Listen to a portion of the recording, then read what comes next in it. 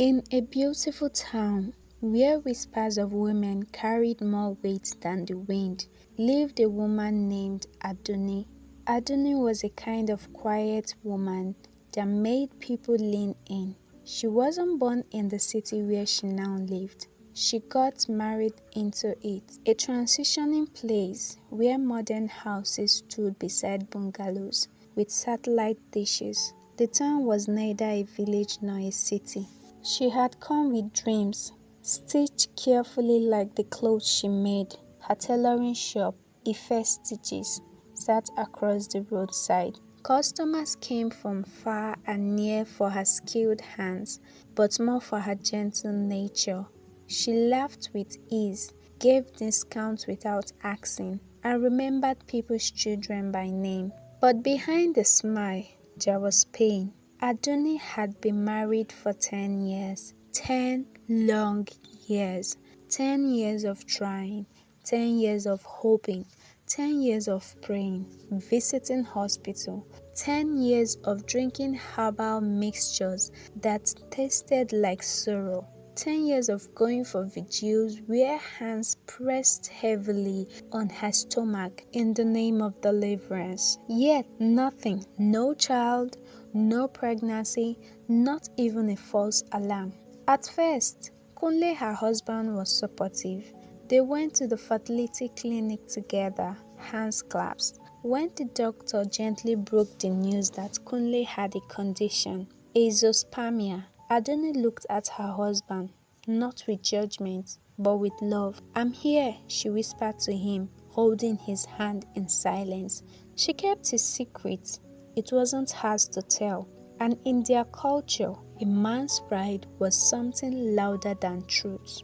But as the years passed, the warmth in Kunle's eyes faded. His mother, a stern woman with lips always pursed, began to visit more often. "You are still here, looking at this barren woman?" she would say. "Are you waiting for menopause to carry her away first?" At first, Kunle defended her.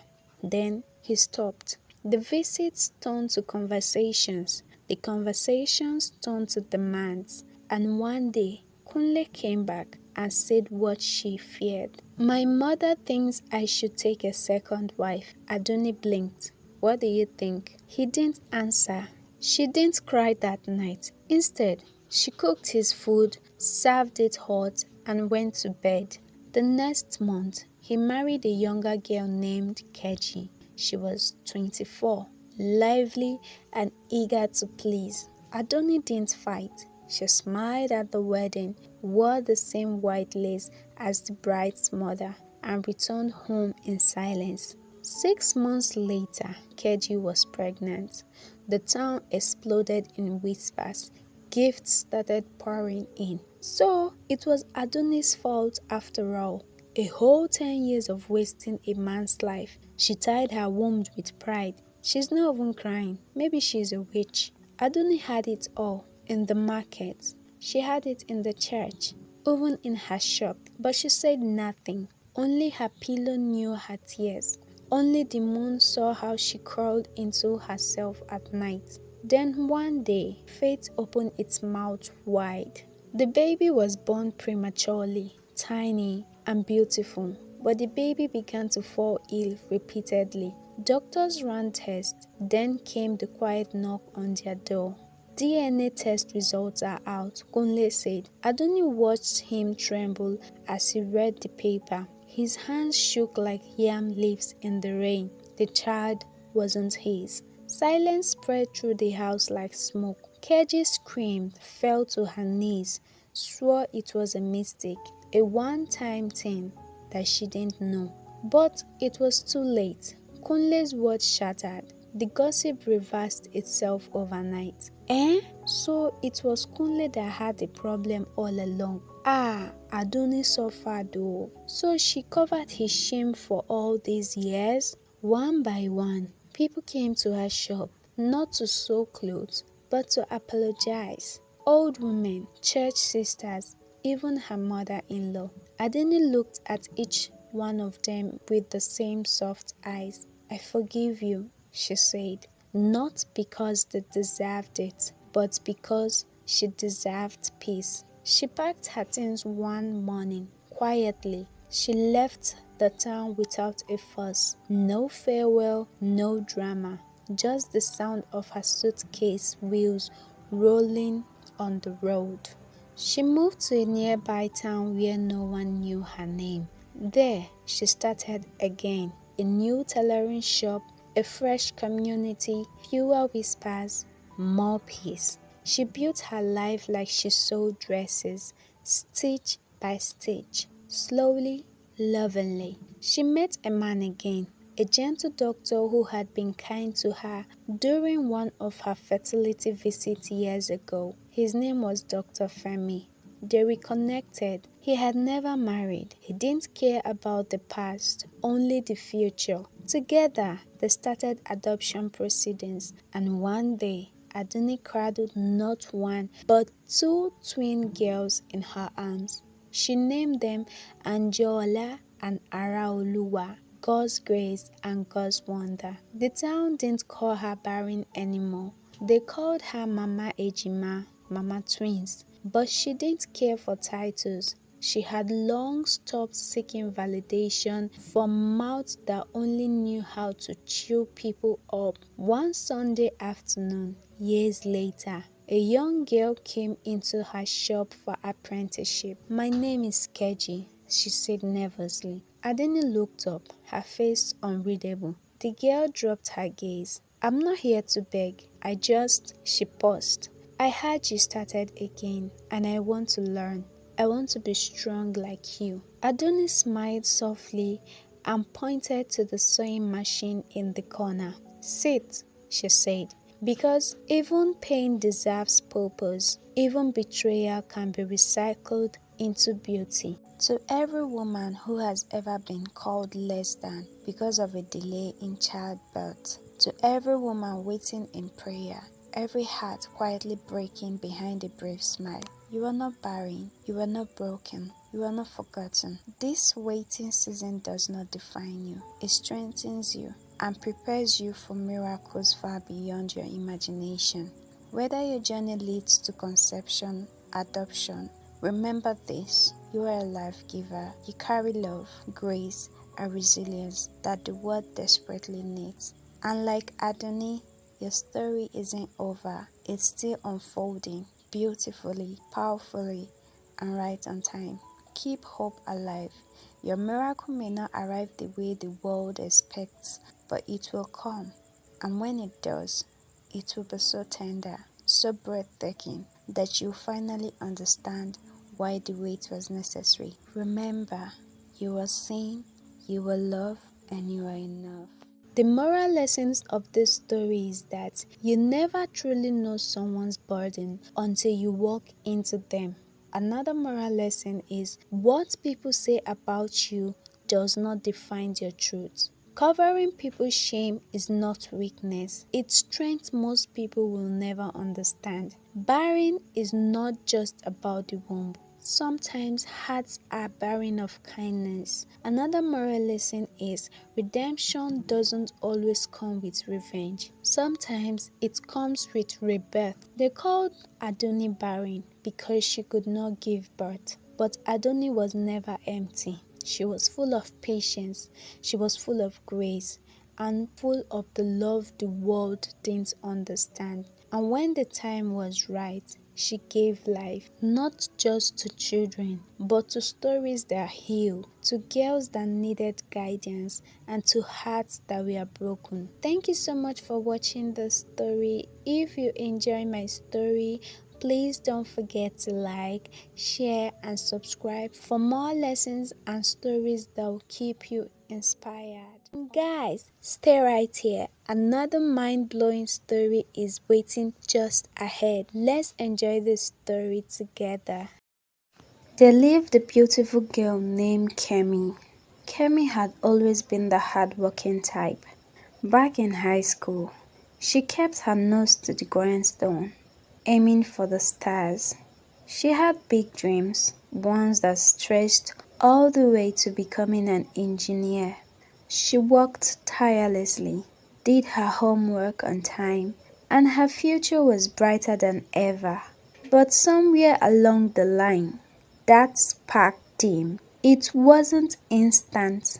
It wasn't a single moment where everything went off track. Instead, it was a slow burn. She started university in Abuja full of hope, but the allure of the city's nightlife began to pull her in. The late night parties, the expensive drinks, the attention from rich men. Kemi couldn't resist. The glamorous nights out were far more tempting than studying for exam. She wasn't just skipping classes, she was abandoning her dreams altogether. Her friends tried to warn her. Amina, her best friend since childhood, was one of the few who saw the shift. Kemi, this isn't you, Amina would say, trying to bring her back to the reality that Kemi had always strived for. But Kemi didn't listen. She was having fun, living in the moment, and wasn't about to stop for anyone. But what Kemi didn't realize was how much that fun was costing her. She started to live a double life. She would go to class when she felt like it, and the rest of her time was spent in Abuja's widest nightclubs, rubbing shoulders with men who had money and power. They promised her the world, and for the first time, Kemi felt like she belonged. She was no longer just another student. She was wanted, she was desired, and she was no longer the nerdy girl who'd spent her teenage years with her head buried in textbooks. She was living for the rush, the parties, and the gifts. Money started flowing in from side gigs. Money she didn't even need to explain to her parents. She didn't care if they didn't ask her how she was getting it. What her parents didn't know and would never find out was that the money came from a place darker than they could ever imagine. It all started with a man named Chuka. Chuka was everything Kemi thought she wanted. He was rich, powerful, and smooth in every way that made him impossible to resist. He was older, successful, and he made her feel like she had found a shortcut to everything she ever dreamed of. Chuka told her she was special, that she deserved more than the ordinary life she was on track for. He promised her wealth, luxury, and success. All she had to do was let him in. But, like most things that seem too good to be true, Chuka wasn't who he said he was. It all went south one night. Kemi had gone out to yet another high-end club in the city, wearing a red-tie dress that clung to her like a second skin. She was feeling like a queen as Chuka whispered sweet words in her ear, promising her a life of riches if she just stayed close to him. And that night, she followed him home. Please subscribe and join the family. We tell stories that heal, teach, and shake tables. Now, let's get back to the story. That night, Kemi went back to her lodge and slept peacefully. It was only the next morning that Kemi had realized the terrible mistake she had made. That morning, she woke up in a pool of pain and panic. Her sheets were soaked. Thick dark blood gushed uncontrollably from her private part. And with it came something even more horrifying. Maggots, alive and crawling. She screamed, a scream so loud it shook the walls. It wasn't just blood. It was a corpse unfolding right before her eyes. Kemi couldn't breathe. She was terrified. What had happened to her?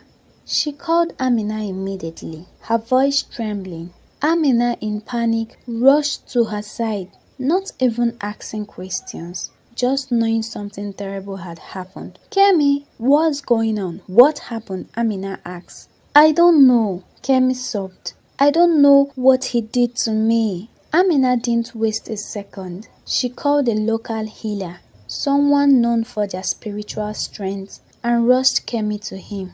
The healer didn't hesitate. He began praying. his voice powerful as he spoke words that Kemi couldn't understand. He laid his hand on her, and slowly the bleeding and maggot stopped. But Kemi could feel the weight of what had happened.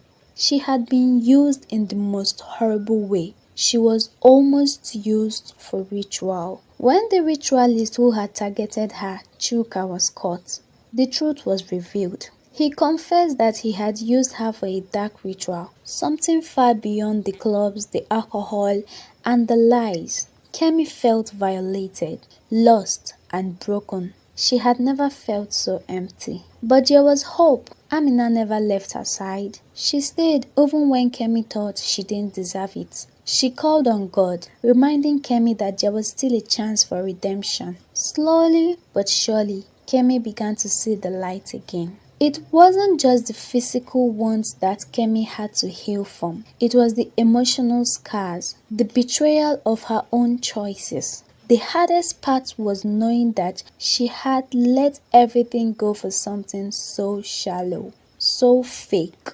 But Amina, through it all, stood beside her when others would have walked away. Amina stayed and made sure Kemi didn't fall through the cracks. And then Kemi realized something. She realized that true strength doesn't come from the things we chase, money, fame, approval, but from those who love us when we are at our worst. Kemi turned to God, asking for forgiveness and guidance. She joined church and started a new life. Kemi knew it wouldn't be easy. She had learned the hard way that life is fragile. But now she had the strength to rebuild herself bit by bit. Kemi learned that redemption wasn't about perfection. It was about surviving the storm and rising again. She shared her stories with others, warning them of the dangers lurking behind the glamorous life she had once craved. And as she did, she made a vow to herself. No more pretending, no more living for approval, no more chasing shadows. Her parents, still unaware of the full story, continued to call her, asking for money. They didn't ask where it came from, but Kemi knew it wouldn't be long before she stopped sending it. They'd never understand, but Amina did. Amina had always understood. So now it's your turn. If you were in Kemi's shoes, would you continue to go down the path of temporary pleasures, or would you have the courage to change your life for something real? Kemi didn't just change her life, she changed the way she saw herself, and that was the real transformation. Thank you so much for watching. Thank you so much for joining me today and for listening to Kemi's story. I hope it made you reflect, inspire change, and maybe even change your life. Remember, the choices we make today can shape our future tomorrow. If the story inspired you, please don't forget to like and subscribe for more lessons and stories that will move you. Stay tuned for more. Until next time, let's keep growing, let's keep learning, and let's keep shining. Bye.